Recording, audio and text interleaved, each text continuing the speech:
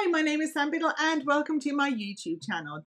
And in this lesson, I'm going to show you how to do this portrait in gel paint. This is part of my portraits class that you can find on beinspired.online. And this is a bonus lesson, which I thought I would share some of it with you.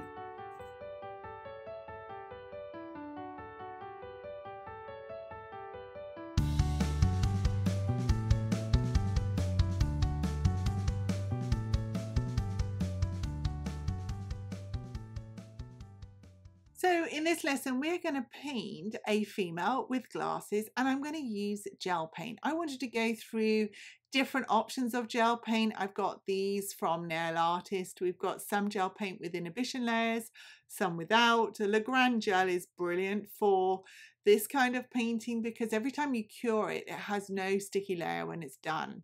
But to use the gel paint, you could have a gel paint with a sticky layer, non-sticky layer. It doesn't really matter. The whole point of gel paint is that it is a thicker viscosity than regular gel polish.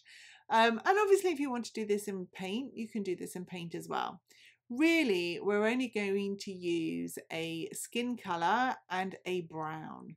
That's the only two colors that we actually need. And the skin colors that you have, you will find your favorite, the one that you love the most. I mean, this one here that I've just unpacked is from Legrand and it is a beautiful skin color. I've got this real peachy color as well, which is going to, because she's quite fair skinned and she's got a pink tinge to it, we're going to use that as well. But ultimately, try out what skin colors you love and see how you fare with them and what happens. I'm also going to use Alice McNeil's new brushes. I've only just got them, so I'm excited to use them. And you can see that they're very thin and they're sort of, there's a striper brush, a longer striper brush as well that you could use. But I wanted to show you that there are different options. And the idea is that you try something different every time so that you know what you enjoy. We're going to start underneath the eye. Now the reason why I chose glasses is because we look at the glasses and we think, oh, they're in front, we're going to paint those first. But while I want you to ignore the glasses, what we're going to do with this particular lesson is look at paint techniques. You can draw the picture yourself. You know how to do that using the CRM method. Go back and look at some of the other lessons with the iPads just to refresh yourself. But what we want to do now is we want to look at drawing hands and the glasses and all of the actions that somebody draws and actually really try and tell a story, but also use shadow to create that depth. Now we talk about shadow quite a lot during this course and using the different shades of one color. So the skin color, we're going to add brown to the skin color to actually make it the shadow lines. Using that shadow and adding the different colors is actually going to give you the feeling of a realistic painting, a real portrait. As I said before, I want you to look at this lesson and just look at the shadow. When you are looking at a piece of reference like this, look at shadow and look at highlights. So you can see underneath the eye, there is a slight darker color to what you would have around the cheek area and the side of the cheeks. If you imagine that you're adding makeup, you are going to contour your face. You're going to do the same thing, but we're doing it with gel paint. And you're contouring this face all the time by adding the different shadows and highlights. My suggestion would be to pause this video as you go, so that there are some elements in this video that will be sped up because it's otherwise it becomes over a couple of hours. But pause the video. This is going to take you a couple of hours to paint. Enjoy the process, watch the video, stop it, and then fill in the blanks. But the first step, before I let you crack on and you don't have to listen to my voice anymore, is to get the main body of the face down, which is color. We've obviously sketched the face first off, but then you want color. And when you get that color down, you're going to use the skin color, and then you're going to add and then keep adding the shadow. So you add a darker shade of the original skin color down and just keep adding and just keep applying it around the edges. We don't want dark lines around the edges. We want to create shadow. So the lips are going to be higher than the skin area. There's going to be a slight form of shadow. The glasses are going to cause shadow.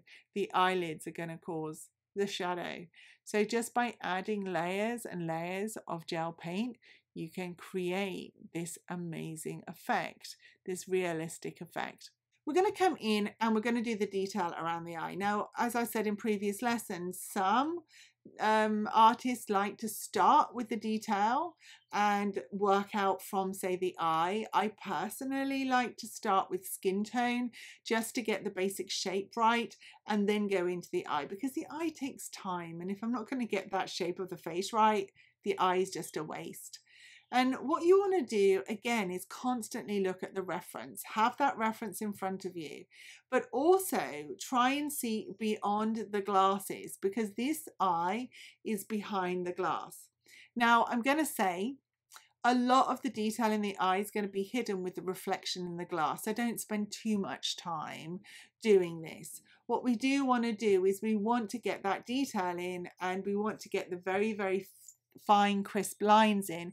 And if you're struggling with your gel paint, then you could use acrylic paint to do that as well. That always works. And what I'm doing now is I've got a mixture of black and the dark brown, and I'm going around the edges of my glasses. We're going to fill in this glass area with a lighter brown just to give a sort of mottled tortoise shell effect. What we want to do is make sure that we have a darker rim. Now, this is going to help with your shadowing. You can see already how much shading and shadowing that we've actually created, but it's quite a lot. It's quite soft. You don't really notice.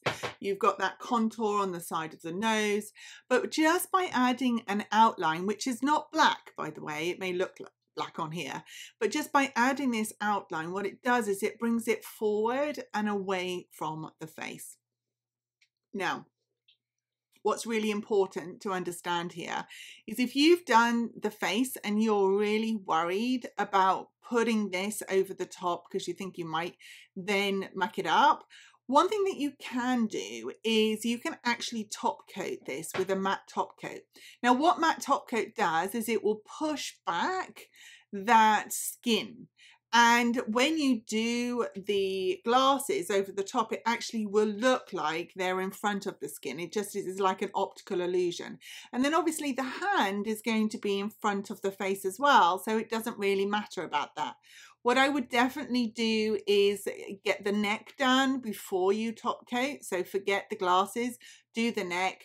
Don't do the hand, and then top coat. And I would do a matte top coat, and that just pushes everything back. And then you can always gloss the whole thing at the very end if you want to.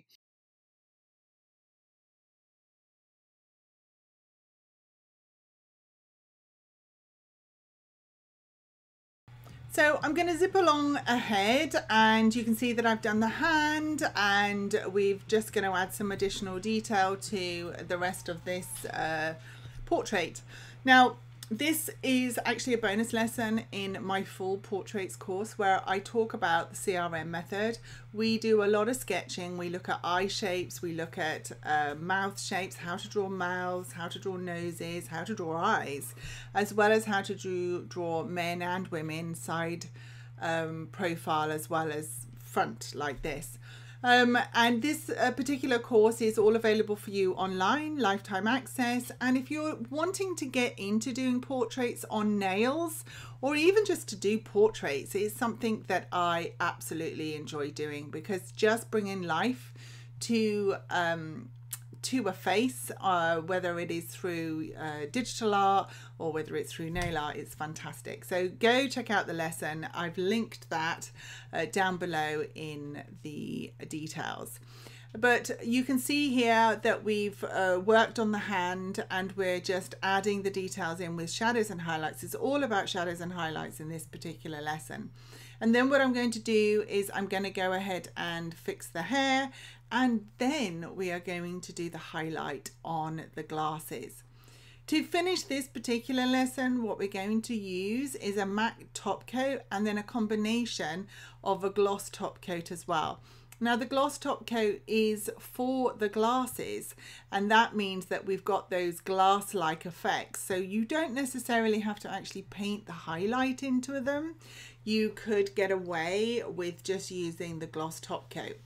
It's entirely up to you. But I've hoped you've enjoyed this lesson, and I look forward to seeing your results online. Don't forget to tag me.